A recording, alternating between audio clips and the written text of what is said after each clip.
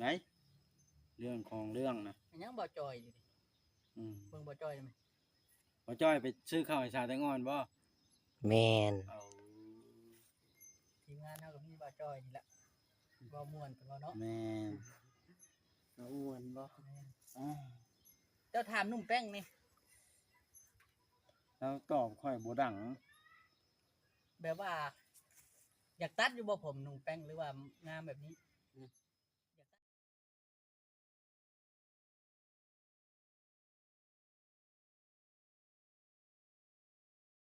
ผมอยู่บ่แปลว่าห้านในพรสว่างนี่มีบ่บ่มีเนาะมีลงไกด์ขึ้นไผตัดเป็ดนี่ถ้าเจ้าถามไอ้น้องนี่มีผู้ตัดเป็นบ่เป็นบ่เพราะว่าเฮาสิเอามีตัดมาให้เนาะต้องเดินมาให้ตัดเนาะเห็นว่าหนุ่มสิงห์ยังตัดผมแม่นถ้าเจ้าผมยาว FC เพิ่นว่าพาเพิ่นไปตัดผมแน่เพิ่นว่าโอ้อันนี้ก็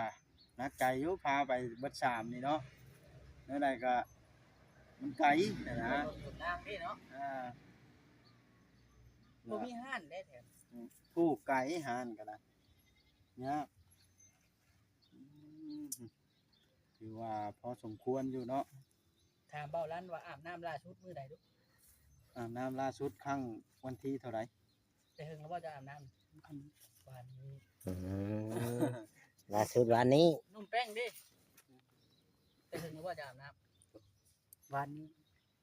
นี้คือกันบ่อาบอยู่ไสล่ะคืนนึกทาโอ้อาบน้ำก๊อกนะบ่โยกอาบเลยไปย้ำอีกครั้งหนึ่งสมมติว่ามีผู้ใหญ่ใจดีเพิ่นให้ใส่ใดให้นี่เจ้าสิบ่เอาไปขายบ่เจ้าน่ะบ่ขายอยู่แล้วเจ้าเนาะน้องแป้งเด้บ่ขายเนาะอยากถามแต่ผู้นั้นว่านี่ว่าเพิ่นสิเอาไปหรือบ่เจ้าบอกได้บ่ไอ้ร้านนี้คอยกระสิบบอกแล้วเอาไปขายกันแล้วได้เนาะแล้วในใสไม่เราบ่ได้เงินแล้วเอาไปขายเนาะเอาบ่มีน้ำซื่อๆนี่แล้วเป็นไปพี่น้อยแต่ข้ามานี่ขออนุญาตถามถ้าแป้งผู้มีโทรศัพท์นะเนาะแม่โทรมาจักเทื่อแล้วบ่โทรมาเลยเจ้าก็บ่ได้ส่งข้าวไปอีกบ่ได้ส่งข้าวไปหาแม่เลย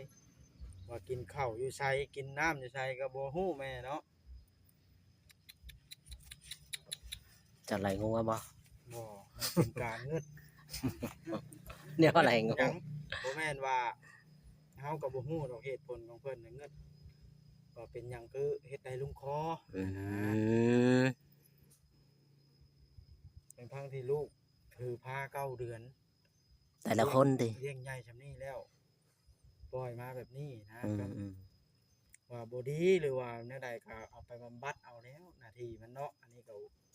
เว้าบ่มันดีเนาะเว้าดิแม่นนี่ละปล่อยมาเทื่อไปเว้าขออนุญาตบาดคำนำสมมุติว่าไปหาหลักมักจกของชาวบ้านชาวเมืองเนาะเฮาหิวได้สมมุติว่านะถ้าบ่มีผู้ช่วยเหลือมันก็เดือดร้อนบ้านเมืองโดยอันนะนี่ก็ยังดีสาธุย่อมือมีผู้ใหญ่ใจบุญเพิ่นยื่นมือมาช่วยบ่ถือว่ามื้อนี้บ่บอสสิไปจัดชุดใหม่ให้บ่จัดหยังเนี่ยนี่นะจัดชุดใหม่เสื้อผ้าต่างๆนานาอย่าลืมแคบเด้อให้เพิ่นเลือกเอาของใช้ที่เพิ่นขาดเคินเตียงหยังเนาะแม่นเป็นเตียงช่างน่ะไว้ก่อนแล้วค่อยสิสั่งมื้อหน้าพุ่นแล้วน่ะมาให้เพิ่นนอนถือว่ามื้อนี้นะเฮาสิเข้าไปสร้างแล้วเพิ่งเติบเพิ่นสิแล้วโอ้อีกหลายมื้อแล้ว3หน้าเนาะ4หน้าทั้งนั้นมาวางเครื่องครัวสั่งให้เขาเด้อบ่แล้วสั่งไว้เดี๋ยวมีเนาะอ้าวแสงไงนะใช่นี่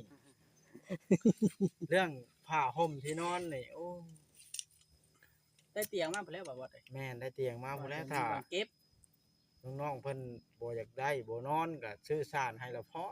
คันว่ายามหนาวจังเอาก็ได้แบบนั้นเลยบ่นอนบ่นอนบ่นอนใหม่นะพัดลมก็เอาเนาะเอาคนละอันเลยบ่มีบ่ไฟนะ มีให้แล้ว ปลั๊กไฟบ่ไหนปลั๊กไฟต้อง3อันได้ 3 อัน นอนใกล้กันดิ เพื่อเป็นหยังเพื่อการรับแจบบ่ แม่เพราะว่าการบรรทุกมันต้องมีลมมีแรงไหนมันจังนั้น จังเย็นเนาะ ขนาดนั้นเลยเหรอ คนเฮานี่ บ่จ้อยหัวหยังน่ะไปหัวใช่ไหมค่อย โอ้ยตายแล้วบ่จ้อยมันก็ดังละ มีแต่ว่าให้ทางด้านเบาจะลั่นน่ะครับมีแต่ว่าทำความเข้าใจกับน้องคนนึงว่า แม่น ทีมงานแต่เฮาเข้ามาเนาะก็มาพูดด้วยความหวังดีผู้ใหญ่เพิ่นให้โอกาส แม่น ทำตัวให้สมเพิ่นให้โอกาส ผู้ใหญ่เพิ่นช่วยเหลือนี่ก็บ่แม่นเพิ่นสิช่วยตลอดได้เพิ่นแบบว่าช่วยให้ตั้งรักได้ให้ได้กินข้าวกินน้ำพยุงขึ้นนะเว้าแล้วง่ายๆก็ได้ตั้งโตได้แล้วไปหากินใช้ปากเองเช่นไปทำงานไปหั่นไปนี่บ่อายคน เฮ็ดเนาะ พอเจ้าตั้งรักอยู่เฮือนอยู่ชานได้ พี่น้องเอ้ยเนาะ ได้ถ้ามีผู้จ้างดำนาสิไปอยู่บ่ปีนี้ ไป โอ้ถือว่าขยันเนาะข้าวแป้งได้ไปบ่เป็นหยังอ่ะนะบ่อยากไปโอ้ ขยัน ป้า ดี แป้งบ่อยากไปทำงานบ่ บ่ ได้ ไป แต่ว่าอายหมู่บ่ ดูได้บ่ไปเจ้าอายหมู่บ่โอ้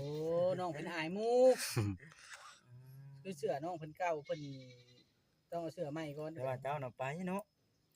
ผู้น้องน่ะบ่ยอมไปบ่ ไปเนาะไปแล้วนะ เพิ่นบ่ไปเพิ่นกล้าอายคนนี่แหละพี่น้องเอ้ยเพิ่นบ่เคยเข้าสังคมที่ผู้คนหลาย แม่น เนาะแล้วน้องเพิ่นก็เป็นไอ้อาย อื ว่าม บ่จ้อยแล้วน้องเพิ่นแฮงอายแฮงนี่ หน้าแบบไหน หน้าไปบ่จ้อยนี่อายบ่ หยอกกันพี่น้องเอ้ยเฮาเข้ามาเว้ามาปากน้ำนี่ก็ถือว่าน้องเพิ่นก็กล้าเข้ากล้องน้ำแล้วเนาะแต่ผู้หนึงนี่บ่กล้าเข้ากล้องน้ำจักเทื่อบ่เป็นหยังอะน่ะ จัก บ่ฮู้เหตุผลอีกเจ้าก็ได้ โดน บ่ฮู้เหตุผลบ่เอาเลยเอ้ยสิเฮ็ดจังได๋แล้วข่อยก็มีแต่ว่าข่อยเข้ามาแต่ละครั้งข่อยก็ได้แนะนำว่าให้เป็นคนดีบ่ให้ไปลักไปเล่มของเขาบ้านเมืองสิเดือดร้อนซำนั้นแหละคนเฮานี่อยากได้แนวใดให้เฮ็ดเอาแนวนั้น อยากให้หมู่แพงก็เป็นคนดี คือข่อยถามมาแล้วเบาลันเจ้าสิตอบตรงๆเด้อ โดน หมู่เจ้านี่อยากพังแนวม่วนหรือแนวบ่ม่วนนะอ่าอยากพังแนวม่วนบ่ โดน แน่ตาเจ้าอยากเบิ่งแนวงามหรือแนวขี้ร้ายแน่ เอ้ย แนวปากอยากแนวแซ่บหรือแนวบ่แซ่บ ไม่เซฟ นี่ล่ะคนอยากได้หยังไงเฮ็ดเอาดังเจ้านี่อยากดมน้ำหอมหรือแนวเหม็นนี่ล่ะคนเฮาต้องการสิ่งใดให้เฮ็ดแนวนั้น นี่แม่นแล้ว ไหนต้องการดีเฮาก็เฮ็ดดี ต้องการชั่วเฮาก็เฮ็ดชั่ว ต้องการให้หมู่แพงเฮาก็แพงหมู่ โดน แบบนี้แหละคนมันทำสิ่งใดมันได้แนวนั้น เช่นเจ้าไปเห็นถ้ำที่เลิกหรือว่าบ่เลิกเจ้าเอิ้นใช่เราขออนุญาตนำพี่น้องห้องเขาทำบักชั่ว มันสิย้อนคืนมาว่าบักชั่วเราได้เสียงนะกันเฮาโอ้ยเสี่ยว เจ้าคือหล่อแท้ห้องเขาทำเสียงมันสิย้อนกลับมาแบบนั้นคือเก่า โดน เจ้าต้องตั้งใจได้บาดนี่พาน้องนุ่งนะเฮ็ดแนวสิ่งดีๆ แนวบ่ดีแล้วบ่ต้องเฮ็ดเด้อและสิ่งดีๆมันสิไหลเข้ามาในชีวิตเฮาเอง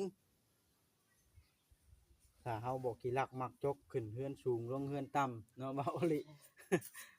เออเด้อจักนาทีแล้วบ่จอยของข่อยนะ 18 โอ้ถือว่ายืดยาวพอสมควรได้นี่เนาะ ยังอีก2 นาทีพุ่น ถือว่าก็ แนะนำให้ทางหนุ่มๆเพิ่นนี่เป็นคนดีพี่น้องเอ้ย แม่น เมื่อผู้รักผู้ใหญ่เพิ่นให้โอกาสแล้วเพิ่นพร้อมที่ซัพพอร์ตให้เฮามีอยู่มีกินเฮาก็ต้องตั้งใจเด้อบาดนี้ ตั้ง ใน ใจ เมื่อเฮาล้มแล้วมีผู้ย่อขึ้นเนาะ ตัวใดมันดีเฮาก็เฮ็ดเอา ไปเลยบ่นี่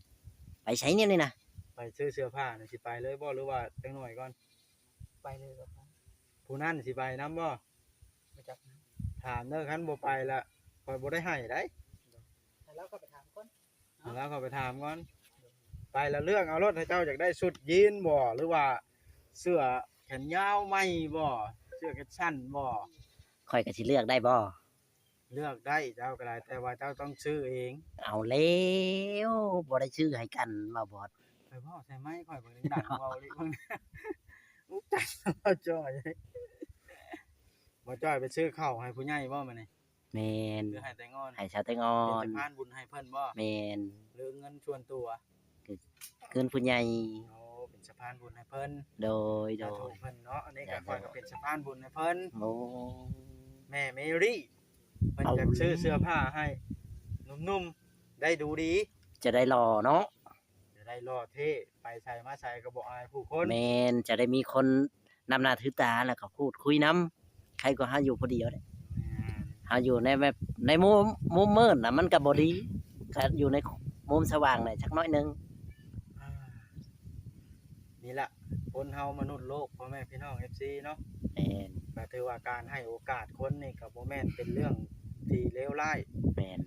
เพียงเฮาเปิดโอกาสให้เนาะ แม่น บางทีหนุ่มๆเพิ่นอาจสิเป็นคนดีกลับมาเป็นคนดีของสังคม ก็เป็นไปได้ เป็นไปได้แหล้ว แม่น ถ้าเฮาให้โอกาสแล้วน้องๆเพิ่นหรือว่าหนุ่มๆยังบ่ปรับเปลี่ยนหยังก็ถือว่า มันก็ชุดแล้วแต่เวรและกรรม ที่จะปล่อยมือเฮาบ่ยื้ออีก แม่ เฮาใน น เมื่อเฮาสุดความสามารถของเฮาแล้วเด้ แม่น สิ่งที่เฮาเข้ามานี่ก็คือจุดประสงค์อยากช่วยเหลือให้เป็นคนดีพุทธพ้นจากหม้อนรกนั่นล่ะเนาะ แม่น เอาโอเคเด้อว่าในจังใดก็พากันสู้เด้อคลิปนี้สิได้จบคลิปซ้ำนี้แหละเนาะคลิปหน้าคลิปในคลิปต่อไปอาจสิพาหนุ่มๆเพิ่นไปขายเสื้อผ้าบุ้ยว่าขออนุญาตนะ ไปขายเสื้อผ้าไปซื้อเสื้อผ้า ไปซื้อเสื้อผ้า โอ้ย ซื้อแนวอยู่แนวกินมาไว้กินเด้อมื้อหน้ามื้อในข่อยสิซื้อข้าวซื้อน้ำเอามาไว้ให้เนาะจังใดก็พากันสู้ๆตั้งใจบาดนี้เด้ออยู่ดีมีแฮง สบายดี สบายดีพี่น้อง